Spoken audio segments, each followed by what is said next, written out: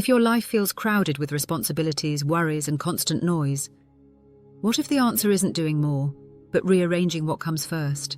Hi friends, welcome back to Words for Living, where we explore scripture in a way that strengthens your everyday walk with God.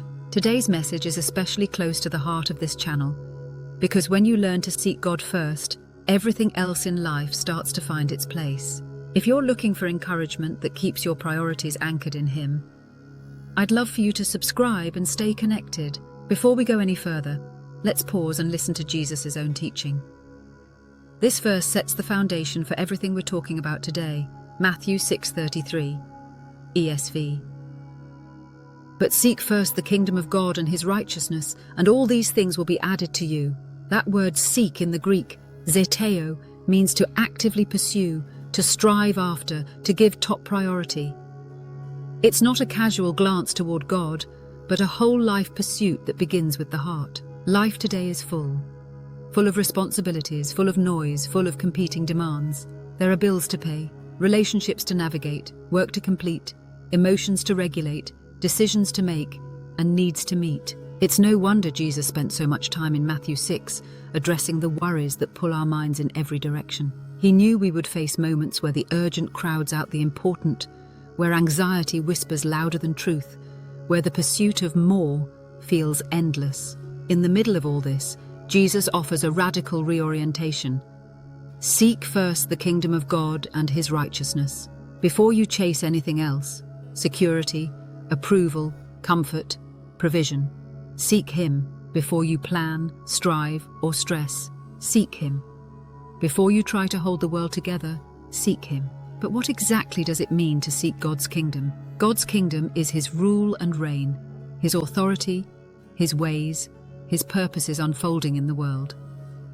When Jesus came, He announced that the kingdom had arrived. Through His death and resurrection, the kingdom broke into human history in a new and powerful way.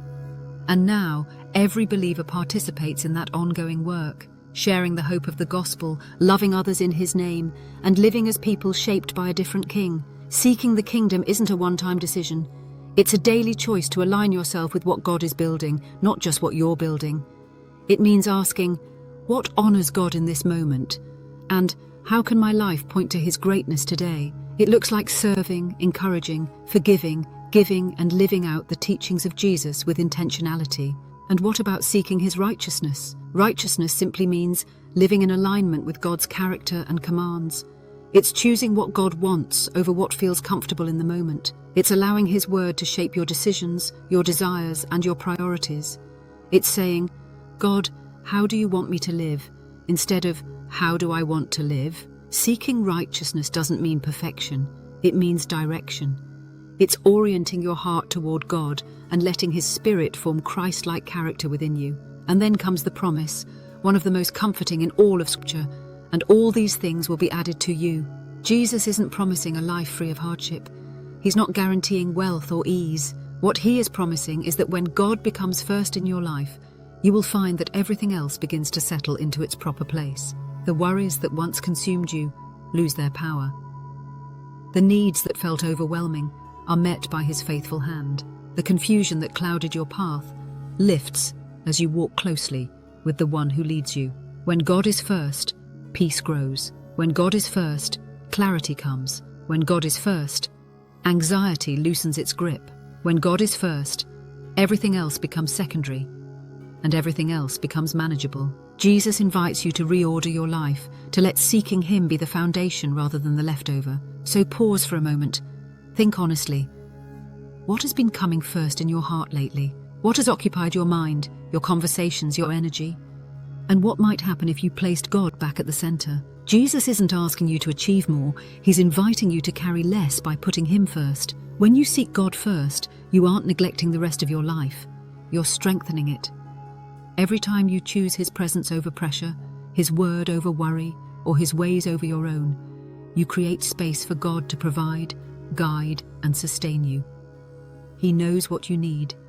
He cares about what concerns you, and He is faithful to add everything that aligns with His good purpose for your life.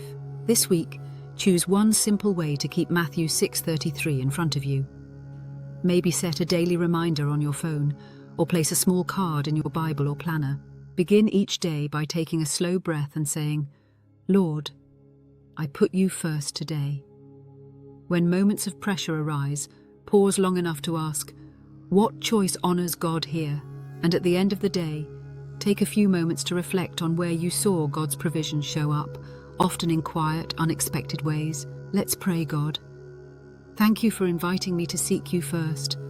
Help me to put your kingdom and your righteousness above everything else. Reorder my priorities, quiet my worries, and guide every decision I make. Teach me to trust that when you are first, everything else will fall into place. My life is yours. In Jesus' name, Amen. Remember, when God comes first, everything else becomes clearer. If today's message encouraged you, share it with someone who feels overwhelmed and may need this reminder. And if you haven't already, subscribe for more devotionals that help you walk closely with God every day. I'll see you in the next one.